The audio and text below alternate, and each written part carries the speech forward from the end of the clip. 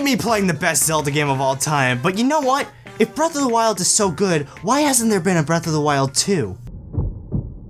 Oh wait, that is happening. Breath of the Wild is one of the greatest games of all time, so it's obvious that a sequel or another game similar to it would be released. But wow, I wasn't expecting one to be announced so soon and to be expected so soon. Now, Breath of the Wild isn't perfect, something that was good clickbait back when it was released, but now I feel people understand Breath of the Wild's shortcomings. And this is where the sequel comes in. It can improve upon what the first game did and add more. So what would I want from a sequel? I know I can speculate and theorize, but let's be honest, theorizing about a future game only means you're gonna say what you would want in the game and taking the littlest piece of footage from that 2-minute trailer to put as backup in order to state your opinion as fact. And you know what, we're not about that on this channel. We're all about just saying dumb shit that we want in a game because that's my branding. And if it isn't, then well, I'm out of a job that I don't get paid for.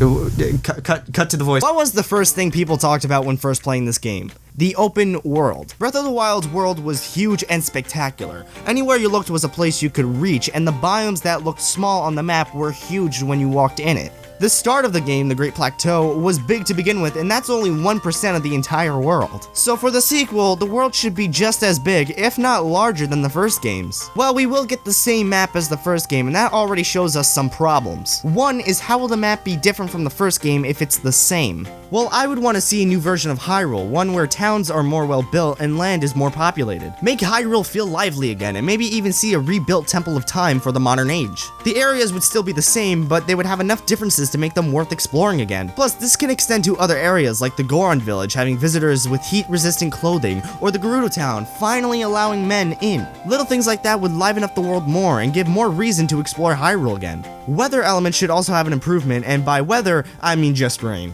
It rains so goddamn much in Breath of the Wild, and it's annoying because you can't use anything metal or you will get electrocuted, and you can't climb anything without slipping all over the dang place. I think the sequel should have workarounds for these setbacks, like an item or a potion that makes you rainproof, or just ditch this aspect altogether, because I don't see it adding anything other than an unfair difficulty spike.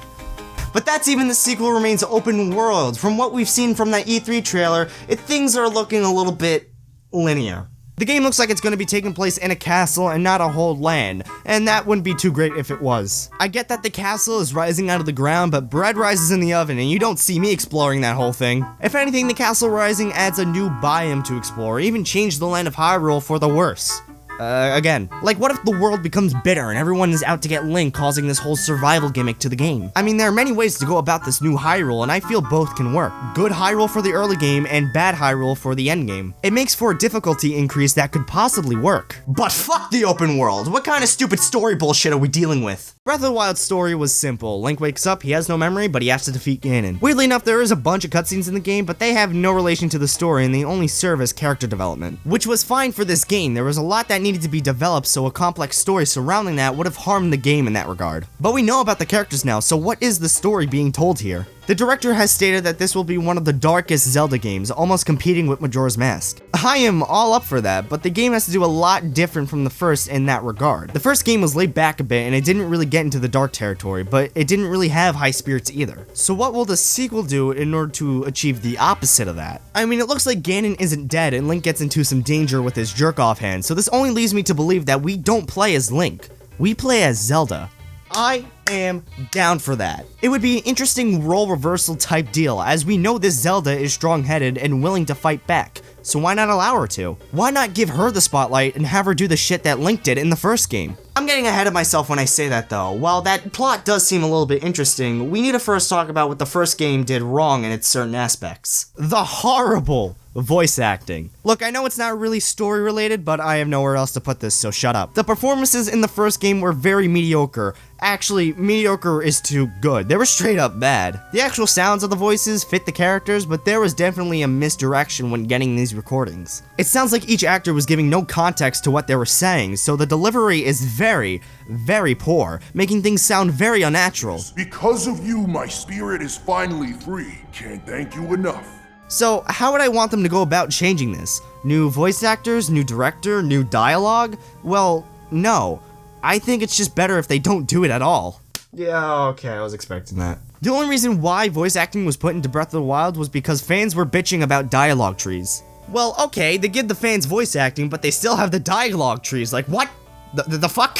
I honestly don't care about reading a lot of dialogue in a game. I only care about that shit when it's at the beginning, wasting my time. Like, I'll read what these NPCs say, and I'm not bothered by the fact that they don't have voices because I'm not expecting that out of a Zelda game. I think it's better to save that kind of money for improving things that were wrong with the first game. But if people really do want more voice acting, then let's, I don't know, let Link actually talk? This isn't 1997 or whenever the fuck gaming was old. We are in the crisp shithole that is 2019. And in 2019, main characters can represent the player by their emotions, dialogues, and actions during cutscenes. Not having any of this just leaves the main protagonist as a plank of wood. A very long, very boring, stale type of wood. When you want to tell a story or even make a main character more of a character, it's better to let them speak and have a voice. This way it makes the player feel that that character has an impact, and by extension, they have the impact because they are the one who's controlling the character. I feel like Nintendo just needs to break this silent protagonist streak that they've been having because it's really not working like it used to. But fuck the story elements. This is a game, not a movie or book. I need to be able to play these things, you know, not just watch it, not just read it. So what's going to be happening in the gameplay department? So the cooking, exploring, and combat of Breath of the Wild is fine. I don't see any changes that are needed in that area if we were playing as Link again. Earlier, I stated the fact that playing as Zelda would be cool as frick, but doing so would change up a lot in the gameplay style. I feel like cooking and exploration can stay the same in that regard, but combat is where I feel changes should be made. And it's not because Zelda's a woman, it's because she's inexperienced. Link in Breath of the Wild is a trained knight. He knows how to fight with weapons. Zelda is not trained like that, but she does have magic she can use. And that's also something she hasn't fully learned all too well. I think the best way to go about the combat is allowing usage of weapons and magic in a more complicated fighting style. I feel like the more you use one or the other, the more you can learn to do, and even combine certain moves using the weapons and magics together. And it wouldn't be locked to progression. If you know the right button combo right away, you can pull it off whenever, but if you don't, gaining enough experience would slowly teach you. It's more complicated in my head how I would want it, but that's just the gist of what I'd want to see from a Zelda in combat. But what about Link? What about his fighting style? Does that need to change? Well, to that I'd say no. I think Link fighting the same as the first game would be just fine. However, Link can maybe use some actual magic type weapons, one that used mana and all that. They could be super strong, but refilling your mana could be super rare. So it limits to how much you actually use your magic and need to strategize how you would defeat some enemies. If the weapon breaking system returns, you should be able to beep up any weapon you want, make it indestructible, but have it use mana as a cost. The same type of breaking and magic system can also be applied to certain armor. Why is it that weapons and shields break, but not any armor? I think armor should be breakable too. If it's just clothing like a tunic, they shouldn't break, but if it's wooden or even metal armor, I feel like they should be prone to breaking. Other than that, I feel like everything else with the combat is fine. So really when it comes down to it, I don't really want a lot different from a sequel to Breath of the Wild. If anything, I just want them to continue what the first game did and just improve upon the things that were lacking, and maybe even add some more things. Breath of the Wild 2 is already looking great as it is. The trailer at E3 stirred up some hype, and the more info that is being given to us, the better the game keeps sounding. And at the end of the day, it is a Zelda game made by Nintendo. And you can say what you want about the weak ones, but there's never really truly been a bad first-party Zelda game. But when it comes to Breath of the Wild, a game that was labeled Game of the Year,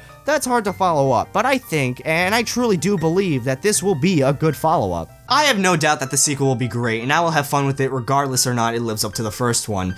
Breath of the Wild was so big for me, it really got me into the series of Zelda, and it's why I love it to this day. It's even why I made some videos about it. But I am curious as to why I haven't talked about Zelda in such a long time. Oh, fuck.